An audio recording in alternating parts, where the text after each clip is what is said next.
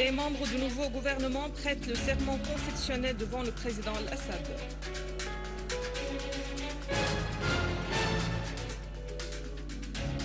Les services spécialisés poursuivent la traque des terroristes armés à Al-Hama et Douma dans la banlieue de Damas ainsi qu'à Idlib.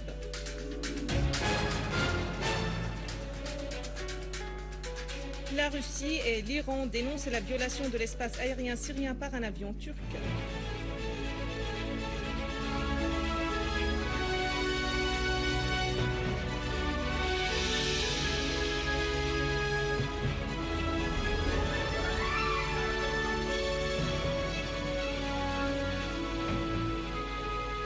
Mesdames et messieurs, bonjour et merci d'être avec nous.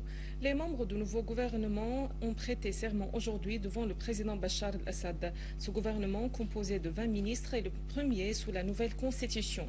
Ce gouvernement, qui est caractérisé par la création de 6 nouveaux ministères, a englobé des personnalités relevant de l'opposition nationale, en particulier le vice-président du Conseil des ministres pour les affaires économiques et celui chargé de la réconciliation.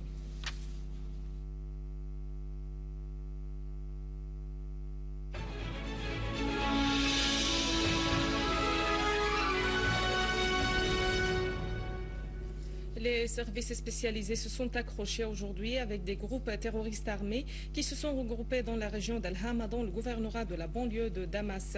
Les groupes terroristes ont pris cette zone comme base arrière pour perpétrer leurs agressions contre les citoyens et les forces de l'ordre en coupant la voie publique connue sous l'ancienne appellation route de Beyrouth, sur laquelle les terroristes avaient érigé des barricades et des barrages, surtout sur la route de Wadi Barada, afin de l'utiliser comme passage pour le trafic d'armes entre Azabadan et Madaya vers la région d'Al-Hama et ses environs.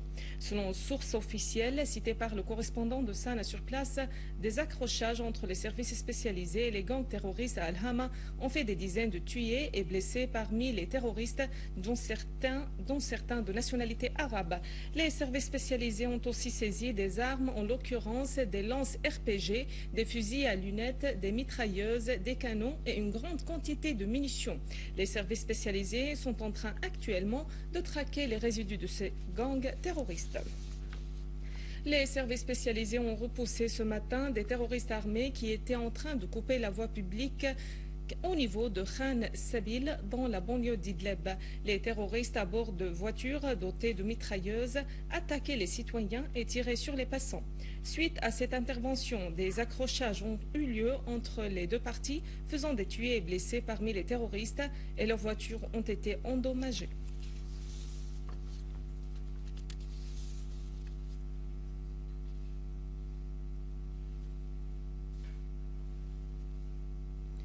Les services spécialisés ont poursuivi la traque des groupes terroristes armés qui semaient la panique et commettaient des actes de sabotage à Douma et ses alentours dans la banlieue de Damas.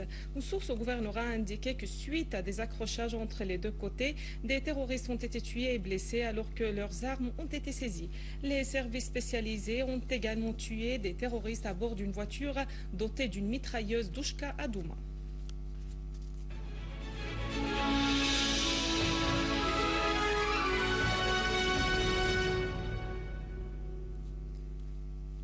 Le porte-parole iranien des Affaires étrangères Ami Mahman Parast a annoncé que l'Iran œuvre par tous les moyens pour résoudre la crise en Syrie et éviter tout éclatement de la sédition ou d'une guerre dans ce pays. Lors d'un point de presse tenu aujourd'hui à Téhéran, Mahman Parast a indiqué que certains pays s'ingèrent d'une manière négative en Syrie, arment les gangs terroristes qui perpètrent des actes abominables et des massacres et coordonnent aussi avec les ennemis de la Syrie. En ce qui concerne l'avion militaire turc qui a été abattu par la DCA syrienne, Mahman Parast a affirmé que toute violation de l'espace aérien de n'importe quel pays se contredit avec les chartes internationales et il faut le poursuivre devant les instances internationales.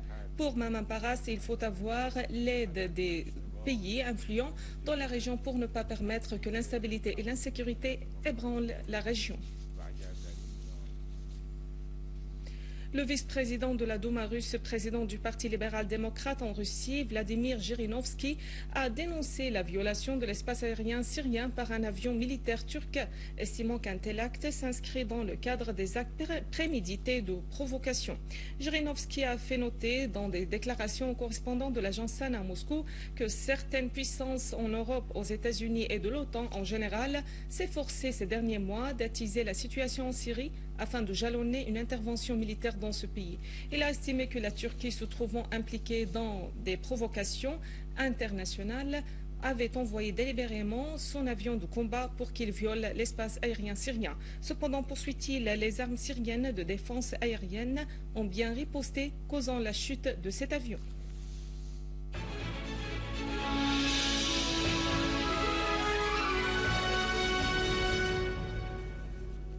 L'Assemblée du peuple a adopté lors de sa 6e séance tenue sous la présidence de M. Mohamed Jihad Al-Ham le rapport du bureau de l'Assemblée sur la formation des commissions permanentes, alors que les élections des chefs de ces commissions et de leurs assistants se feront lors de la séance de demain. L'Assemblée a aussi transféré à la Commission de la sécurité nationale et des lois financières pour étude les décrets présidentiels, comme par exemple celui de la révocation en privant l'intéressé du salaire, des primes et de n'importe quelle indemnisation si ce dernier a été condamné pour avoir contribué à tout genre d'actes terroristes, que ce soit directement en tant qu'instigateur prenant part aux actes des groupes armés ou tout simplement solidaire avec eux. D'autres projets de loi ont été transférés à la Commission des affaires constitutionnelles et législatives pour connaître son avis sur la constitutionnalité de ces décrets. Un rappel des principaux titres.